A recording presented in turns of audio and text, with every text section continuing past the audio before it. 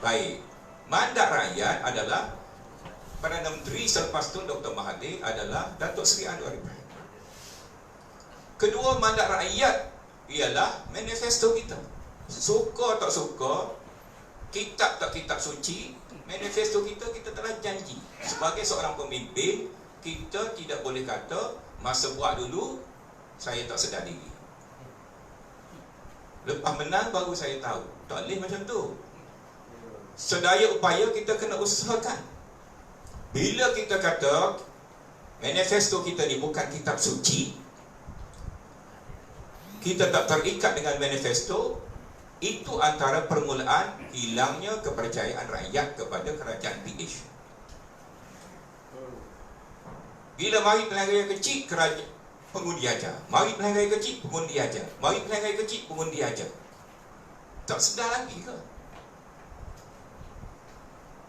Datuk Seri Anwar Ibrahim dari segi analisis, dia agak terselamat. Saya sikit-sikit terselamat. Macam mana? Datuk Seri Anwar Ibrahim kebetulan tak ada dalam kabinet. Jadi apa-apa yang dimungkiri janji oleh kabinet yang lepas tidak sangkut dengan Datuk Seri Anwar Ibrahim. Ini peluang kita untuk naik balik. Kalau kita ambil balik orang yang kata hak ni pun tak pakai, hak ni pun tak boleh nak buat, hak tu tak boleh nak buat, nak jual ke apa ni? Apa yang kita nak jual pilihan raya akan datang? Nak jual, nak tangkap Najib. Nak masuk penjara dah. Nak jual apa tu? Fikir secara tenang, secara saksama. Jangan cepat. Bila orang sebut, waktu bidas lah, waktu bit lastik lah, waktu bit apa nama bedek, apa nama ni kepada ni orang yang kecil main ke tu, buah ni buah tengah manggu. Saya kecil-kecil dulu pegang, ada senapan, peluru dia tengah manggu, tembok saya sakit juga tapi apa. Kita tu buat kan, boleh main beli lagu tu, kecil molek, dengar dulu, buka buku dulu, tengok angka-angka dulu. Saya ulangi, berdasarkan pilihan raya Slim yang terakhir, kalau orang Cina balik 25% kepada PN, bukan saja 13 kursi tadi, kalau kita bagi pada pihak yang hilang kepercayaan rakyat, kita akan gagal membentuk semula kerajaan. Nak jadi kaya semula kan tak sih? Kan tak sih buat jaga tak sih. Dan saya mencadangkan kita fokus kepada ambil semula kerajaan dan memulihkan mandat rakyat ni melalui persiapan pilihan raya lebih daripada benda lain. Kalau kita nak buat benda ni, timbul masalah. Orang ni tak boleh jadi Perdana Menteri, orang ni tak suruh orang tu jadi Perdana Menteri, orang ni kata orang ni tak boleh jadi Perdana Menteri, orang ni begini. Payah. Peluang kita nak pulihkan mandat yang paling mudah dan besar adalah pengukuhan parti-parti dan kepercayaan rakyat sehingga kita boleh menang pilihan raya. Boleh setuju? Tak setuju kat tangan.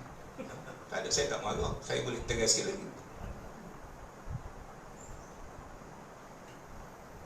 Saya suka berfikir secara praktikal. Saya kira saya semua. Saya lebih sayang pada Tun lagi kalau kira. Ramai orang lain tu kenal Tun, rapat dengan Tun, lepas saya rapat dengan dia. Kemudian ada pula dalam kenyataan pihak berkenaan, dia bangkitkan masalah, jangan banyakkan musuh, kena banyakkan kawan. Ya, kita kupas tadi ni. Bila kita berkawan dengan orang yang telah dimarahi hilang kepercayaan kepada rakyat, maka kita bermusuh dengan rakyat itu sendiri pula. Faham tak? Rakyat marah pada dia pasal sebab-sebab dia panjanglah. Kalau duduk seorang sama seorang, saya boleh beritahu secara lebih teliti apa sebab-sebab orang marah, orang hilang kepercayaan, apa sebab.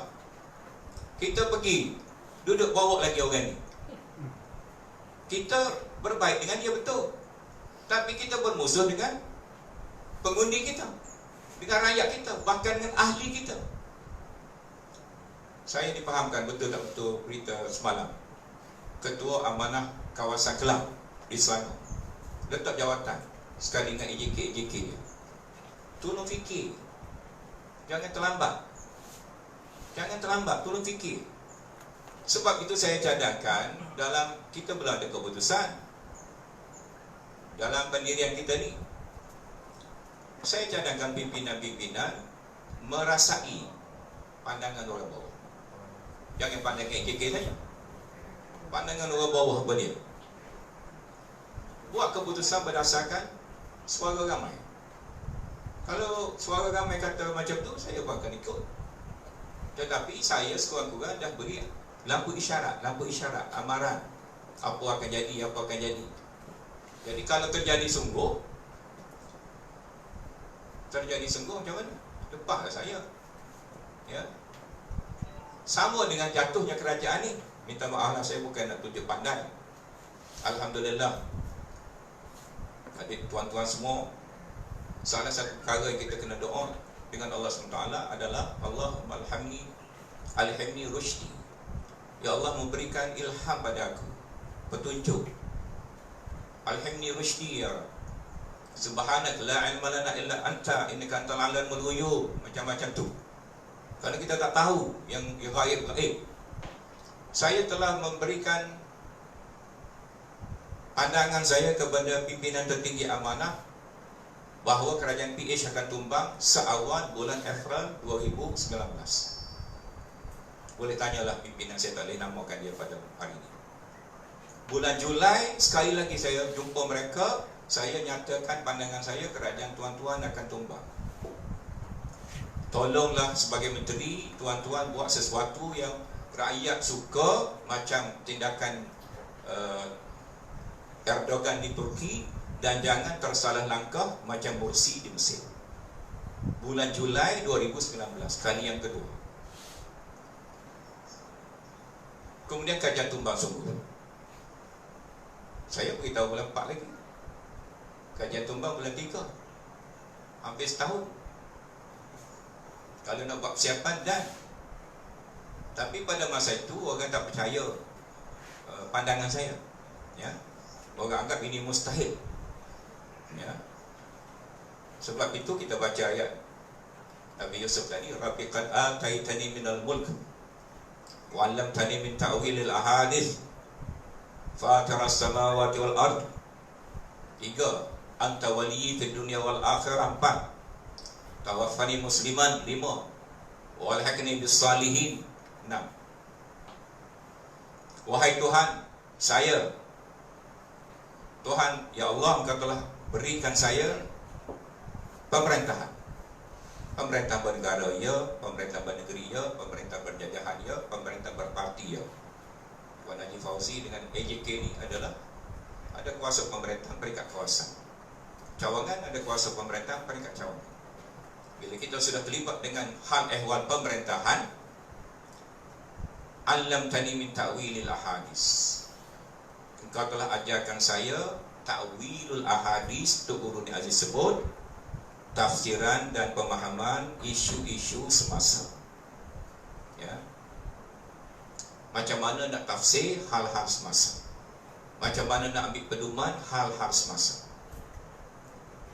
Kerana Allah SWT dengan rahmah dia, sebelum sesuatu peristiwa terjadi, lazimnya diberikan petanda. Orang putih panggil indikator. Belum datang kiamat, ada tanda-tanda kiamat. Tanda kiamat yang besar, tanda kiamat yang kecil. Belum pada ribut, ada dulu angin. Belum pada hujan, ada dulu awan yang hitam.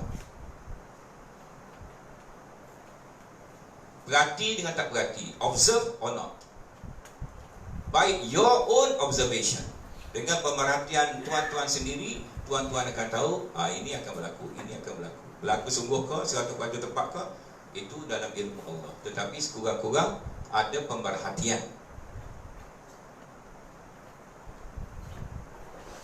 Jadi penting ta'wilul ahadits. Sebab apa ahli kita kurang semangat? Ta'wilul ahadits.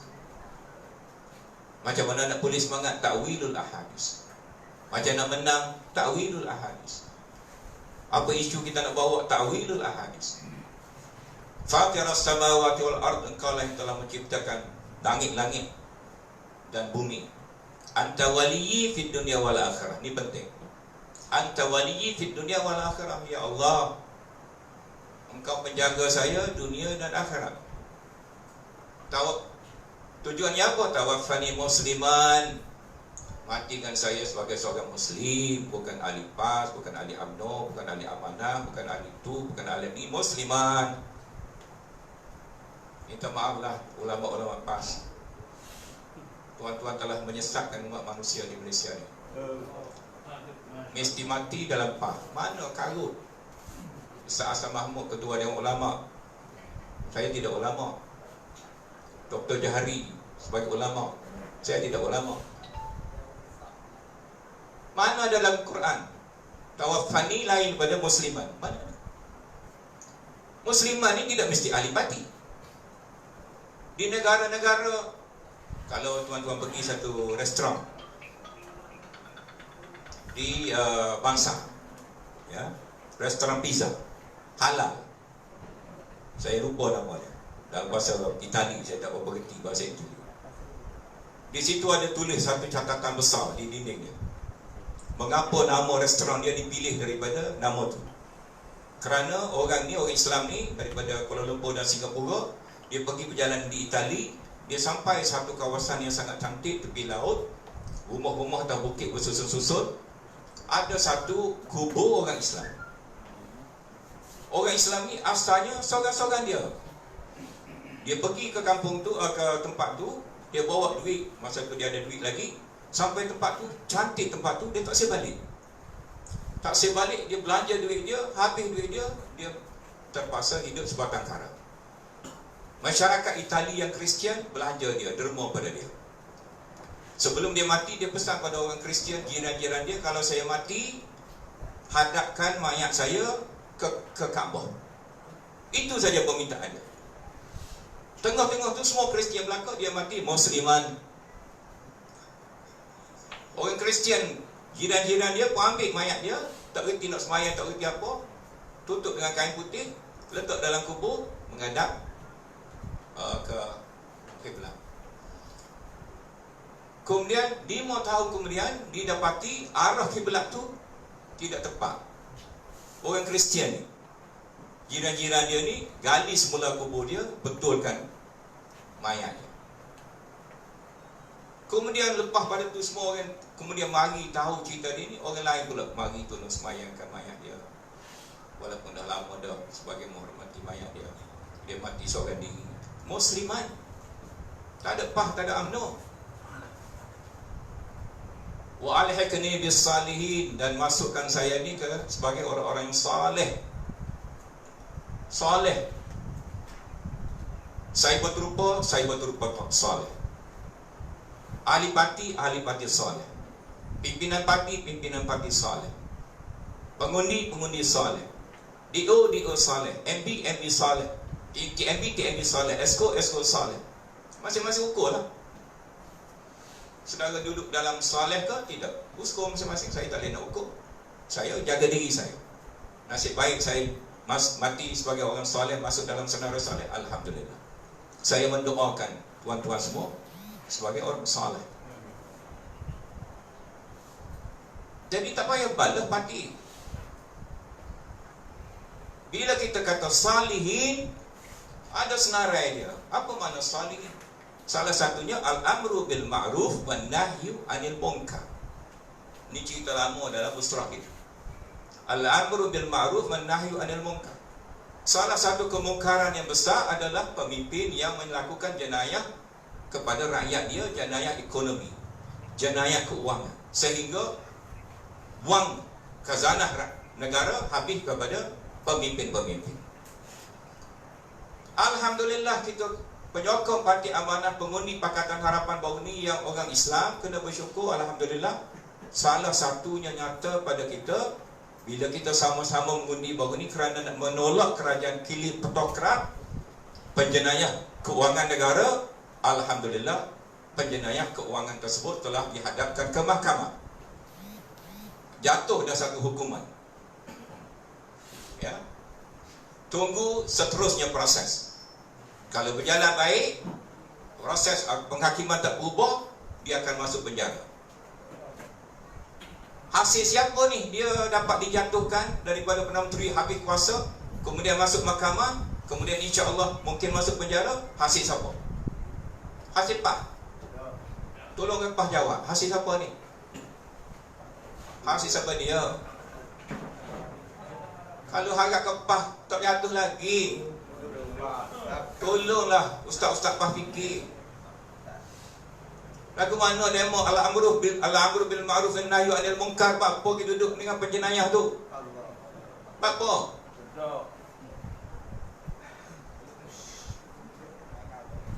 Tidak, kita dengan parti saja. Parti ketua dia siapa masa tu? Dia Perdana Menteri lagi, Presiden lagi. Awak buat hubungan 2015 lagi. Awak sendiri mengaku syahidan apa nama dalam surah Yusuf. Orang dia sendiri mengaku buat kesaksian. Inilah lebihnya Nabi Yusuf. Tunggu lama adik dia pergi mengaku, abang dia pergi mengaku. Ambo ni adik lah, ambo dia Nabi Yusuf. Tapi buat lolok-lolok Nabi Yusuf. Daripada jadi abang Nabi Yusuf, jadi buat lolok-lolok Nabi Yusuf. Kalau jadi abang Nabi Yusuf, dua lama mengaku, saya lah buat dengan UMNO tu. Kamu lu mempecat saya apa? Jahat awak lah. Alhamdulillah, dengan adanya amanah Pakatan Harapan, Tun Mahathir pun kita kena jasa dia. Maka kita boleh tumbangkan kerajaan kleptokrat, boleh hadapkan mereka ke mahkamah. Sekarang Sabah, saya nak kait di Sabah. Sabah sekarang ni, kalau kita sebagai salihin, nak duduk di mana? Pemimpin UMNO Barisan Nasional ada ke mahkamah lah dia. Belum putus lagi, tapi bayang-bayang ada dah. Kes sudah ada di mahkamah. Jenayah keuangan yang dibuat oleh seorang tokoh UMNO Sabah, sehingga dia dihadapkan ke mahkamah. Dia jadi ketua pilihan raya UMNO Barisan Nasional di Sabah. Tok lebay, minta maaf lah. Astagfirullahaladzim. Ustaz kita pakai kepiah, pakai jubah, kita tolong orang yang ada kes jenayah terhadap rakyat di Sabah, rakyat Malaysia dalam pilihan raya. Minas salihin, daripada orang soleh. Syafi'i Afdal, alhamdulillah, kita duduk sebelah Syafi'i Afdal. Bukan kerana dia regu parti kita, jangan macam tu. Tapi kerana dia menentang puak-puak yang ambil alih kuasa daripada penjenayah ekonomi dan keuangan yang ada di Sabah. Alhamdulillah, jodoh kita. Kalau tidak, kita duduk pakat dengan tu, akhirat esok mesti kena tanya. Tak boleh tak tanya. Saat kami sokong ni pasal dia ahli komponen saya. Mana macam tu Ustaz? Tak boleh Ustaz. Mereka tidak bodoh macam ahli kita. Ahli kita boleh lah ikut kita kata. Syafi'i Afdal kata dia tak payah buat BRIM. Dia akan bagi tanah 5 ekar sore pada rakyat Sabah supaya kaya. Sabah bumi dia luas lagi. UMNO pimpin Sabah dah berapa puluh tahun, tak mari idea ni. Bukan saja UMNO, kita kata pun tak ada idea ni. Kemula Datuk Asri saja yang buat. Lah ni tak ada tanah. Tanah tak ada kita. Lepas tu token mari 5,000 ekar. Mustakin 10,000 ekar. Ladang ketuh, ladang hutan 20,000 ekar. Ini 17,000 ekar. Ini 10,000 ekar. Ada. Rakyat ramai lagi miskin ni, kurang kerja ni. Saya dulu-dulu pernah lah menangis sikit-sikit. Dan ni tak larat nak menangis dah. Rakyat mari rumah, hak miskin tak ada piti.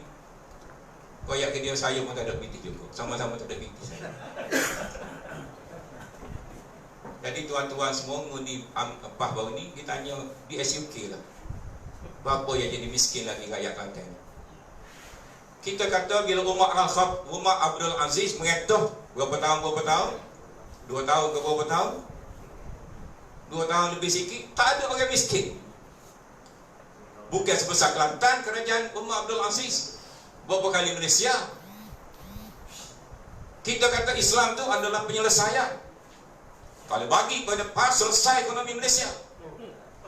Ekonomi Kelantan tak selesai, akhir tak ada payah untuk air hujan. Balik ke payah semula. Boleh, bukan kata tak boleh. Saya pun ada buat juga, kebun saya simpan air hujan untuk jeruk pokok-pokok. Itu pun kalau musim kemarau tak ada air. Masalah kita ni air tak ada musim kemarau. Musim hujan nak mandi 20 kali sehari boleh. Ikan puyuh saya lagi musim hujan, banyaknya air hujan. Lebih daripada waktu kita tak ada lagi. Calon-calon kita alhamdulillah berwibawa. Doktor ada sebelah kita, Doktor Wan Kamil. Orang tu sejak daripada ngaji di London lagi. Lepas tu orang profesional, orang kepakaran. Bangkau balik, bangkau tu kenali. Panggil orang mari kita pada panang. Tak ada pok kita, tak ada seorang habuk kau. Orang kebakian ni tak ada orang kau. Tak ada kau cerita sikit dalam lepas kebakian. Dia pilih buat payah dengan lagi. Maaf lah. Kadang-kadang juga ada. Jadi kalau dia mau tak sih kawin ke kalau tuan yang hormat tak sih tak bagi saya naik gerak. Buatlah cadangan-cadangan yang nasabah sikit. Cadangan tak ada air hujan ni, ketua kampung boleh buat cadangan tu. Tapi kalau kerajaan nak buat juga boleh. Peruntukan dia. Kalau setakat 1 tangki dah selesai. Kalau kerajaan bagi tangki tiap-tiap rumah, saya agak tangan tu, saya nak simpan air hujan untuk siram pokok saya. Sama dengan tajuk Buloh. Buloh bukan satu industri kecil, dia satu industri besar. Buloh ni satu komponen ekonomi yang penting di negara lain. Buloh ni dibuat macam-macam. Kabel untuk elektrik pun dah boleh buat. Dan Kelantan adalah mempunyai rumpun buluh yang paling banyak. Berapa ratus juta saya tak ingat. Saya ada kertas dia. Semasa YB Teresa jadi menteri, saya pernah bawa kertas ni pada YB Teresa supaya bagi modal-modal, mesin-mesin, teknologi kepada orang kampung buat secara cottage industry. Jaga mana nak buat? 2 minggu lagi pergi rumah saya. Saya tanam buluh ni 20 tahun dulu. Jadi berbanding dengan Menteri Buluh, saya insya-Allah lebih layak bercakap tentang buluh kerana saya tanam buluh rumah saya 20 tahun dulu. Ya. Menteri kecek buluh baru 3 hari. Itu pun lepas YB Teresa, baru ni dia sindir YB Teresa. Allah Maha Kaya. Dia sindir YB Teresa, buluh.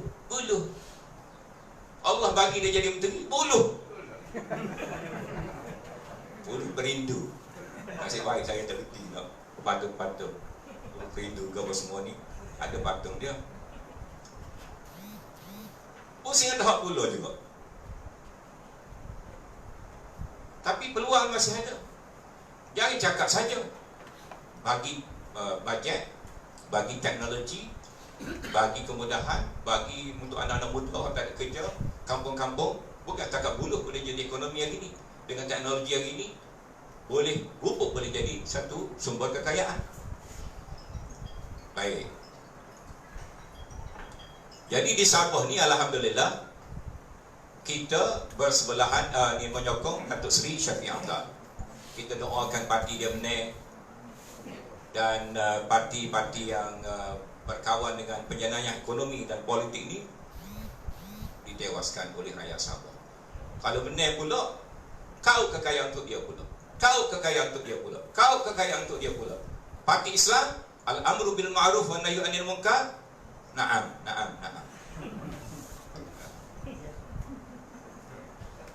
Kemudian datang masalah akhir dalam muktamar PAS baru ni, seorang ketua Dewan Ulama dia sebut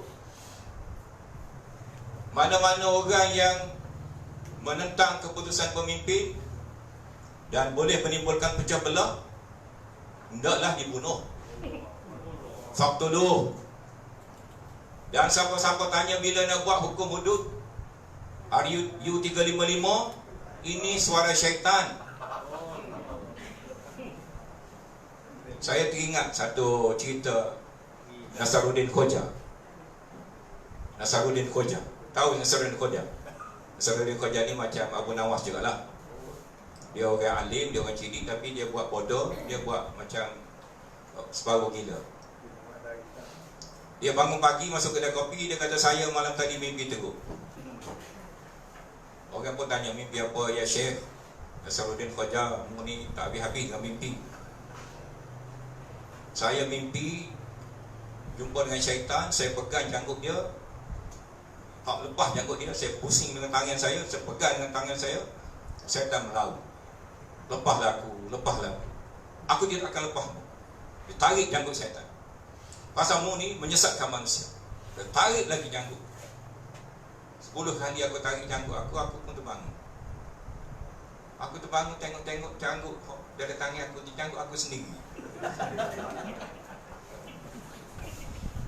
Faham ke maksud? Jadi untuk kata syaitan, bisikan syaitan mula, siapa menentang RU355, bisikan syaitan. Lah ni siapa tanya bila nak jalan, bisikan syaitan. Jadi tarik janggut sendiri. Dia ingat tarik janggut syaitan. Jadi janggut tu kena pendek sikit lah. Mana ada janggut, kalau pendek tak boleh nak tarik lah. Jadi Nasaruddin Khoja ni patut kita baca. Banyak lagi pelajaran dalam kisah-kisah ni. Baik. Yang terakhir ialah yang Gamila takut ada dengar-dengar balik jadi tak sedap pula.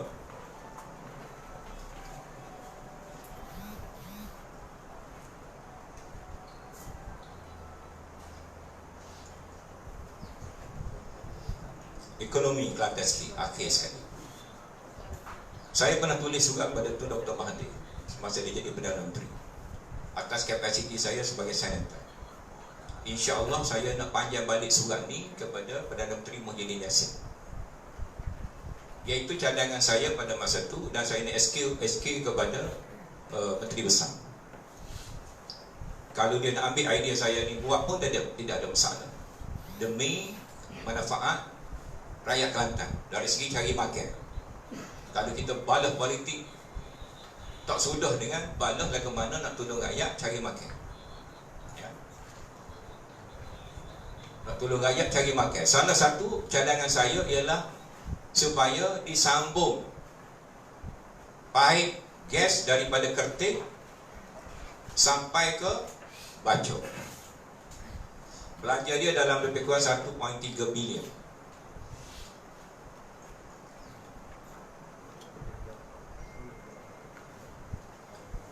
Bila gas sampai ke Bacok, maka industri pun boleh hidup dah.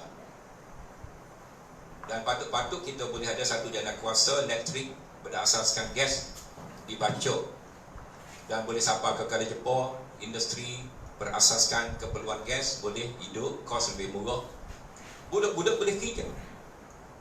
Itu saja ideanya. Kelantan saja tertinggal dalam dia panggil Peninsula Gas Utility, PGU. Semua negeri lain ada pipe gas. Kelantan tak ada pipe gas. Kerana sebab-sebab zaman dulu, saya tak sebut sebab-sebab zaman dulu tu.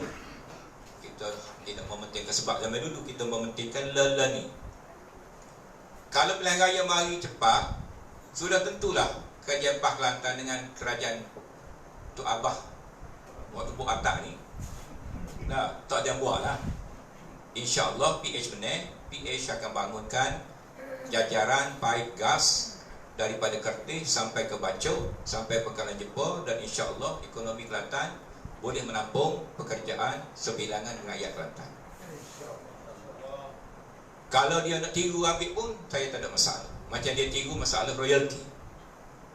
Dalam Dewan Negara minggu lepas, satu orang ahli Senate daripada PAS ucap suruh kerajaan pusat bayar royalty. Saya royalty ni saya bangkit tahun 99 lagi. Jadi bikut orang lain lah. Dia mau nak ambil modal tu ambil lah. Walaupun dia mau tak terima kasih. Boleh royalty, masa PH pun kata tak ada royalty, tak apalah. Kau ni boleh royalty, kita kecil tajuk lain, kau kita kecil lagi. Iaitu industri dan ekonomi berasaskan gas di negeri Kelantan. Lepas tu pelantan minyak kita banyak di perairan laut kita.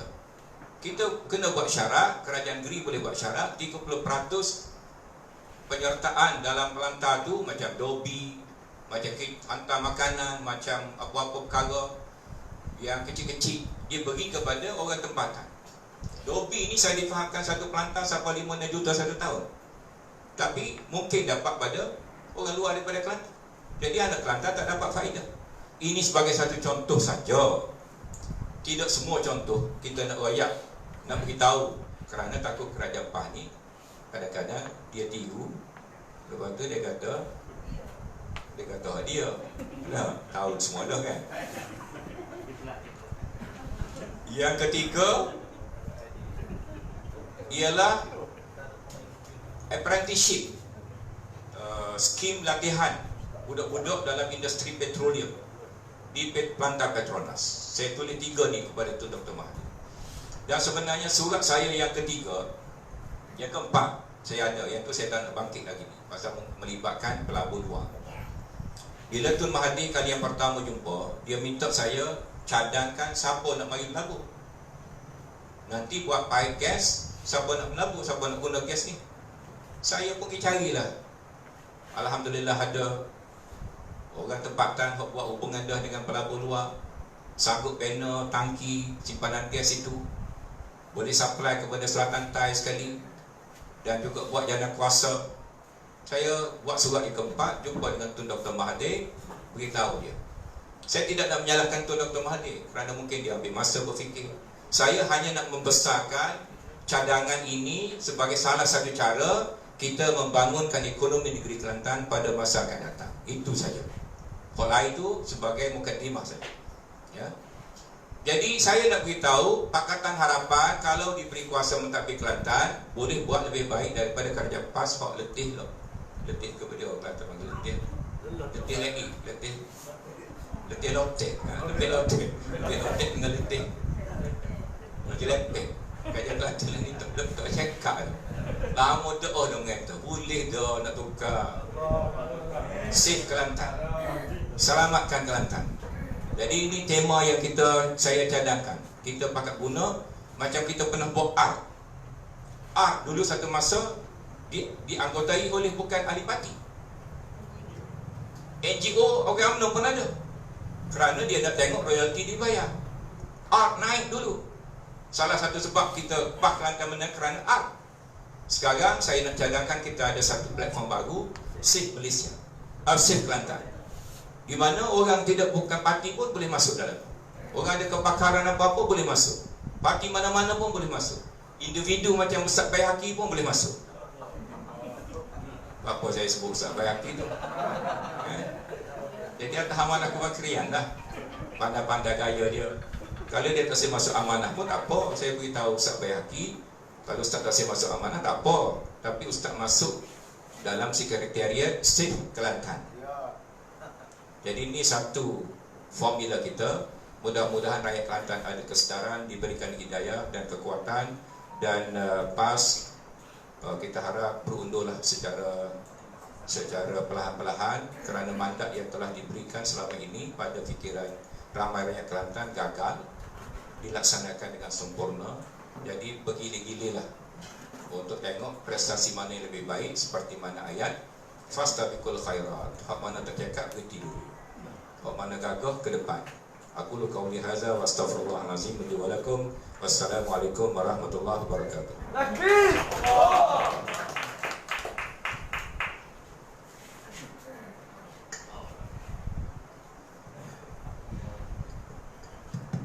Waalaikumsalam warahmatullahi wabarakatuh.